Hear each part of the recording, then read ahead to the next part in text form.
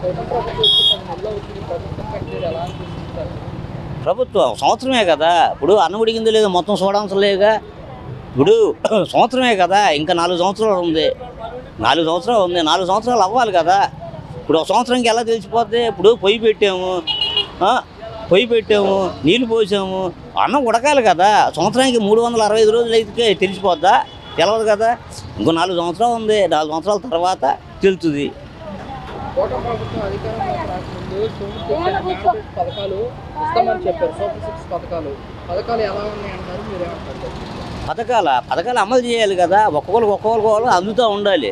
పరిపాలన మీద దృష్టి పెట్టుకోవాలి. ఇదంతా అడ్మినిస్ట్రేషన్ అంటే చెడు చేసుకునేప్పుడే సంవత్సరం పడుతుంది. ఇప్పుడే కాదు, ఎమ్మటిని అవ్వదు కదా. పరిపాలన అనుభవం ఉందన్న, ఇప్పుడు పరిపాలన అనుభవం ఉన్న మాట వాస్తవే, దాంట్లో ఏం సందేహం లేదు.